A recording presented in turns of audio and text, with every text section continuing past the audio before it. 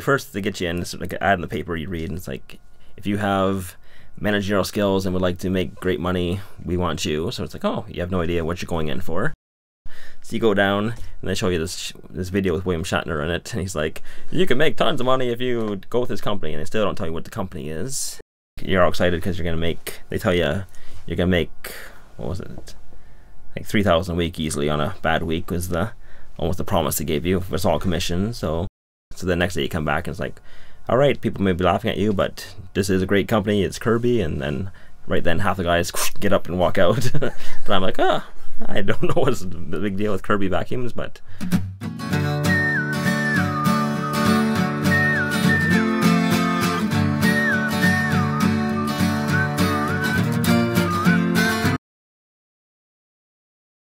what was the greatest thing about these vacuums? They said they did it all. Like, I'm sure they cost like $2,000 to buy one. But out of that 2,000, 400 went to me for a commission per sale, 500 went to the van manager, another 500 went to the district person, and then there's the owner on top of all of that. So I'm sure he was getting his good chunk too.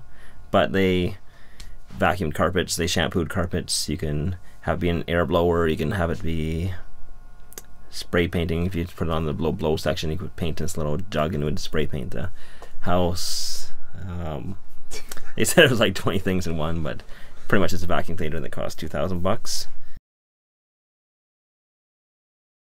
Every morning we go into this building or office and we'd all sit around. There's probably 30, 40 of us, and the main guy would get up there and he'd be all inspirational. He'd be like, all right, group, what are we gonna do today? We'd shout out, sell what? Sell what? Sell like hell! And we'd all cheer, yeah!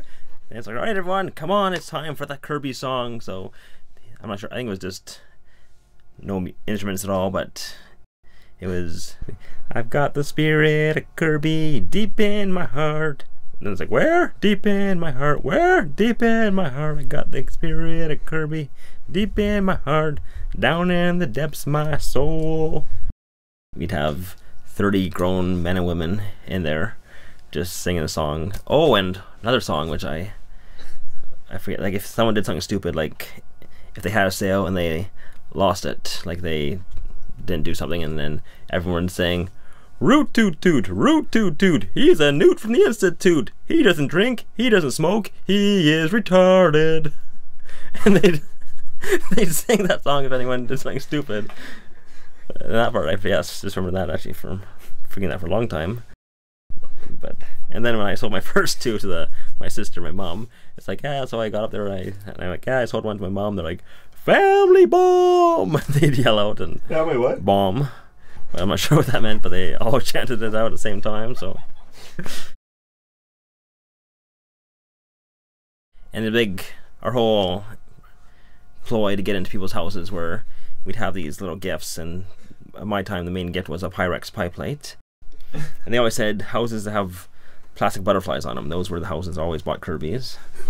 I don't know. They said you'd drive a house and you see these 3 little butterflies on a house, like, oh, there's a Kirby buyer right there. You go in there, you sell. Because I'm sure these always little stupid ploys. They'd tell someone just to get their mind in the right mindset that, all right, this person must be buying a Kirby.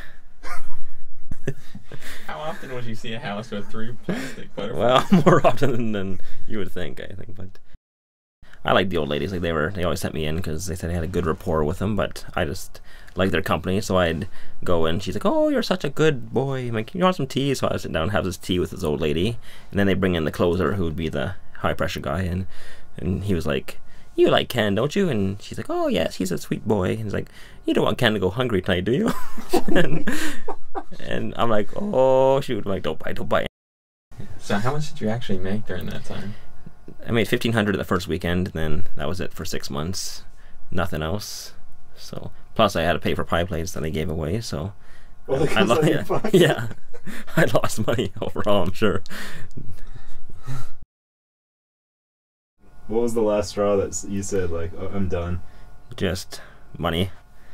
Yeah, it was knowing that money had to be your god, I guess, to make it work. So I thought I'm not making any money because I can't lie to these people day in, day out. And so I got a job at Superstore, being a beef grinder.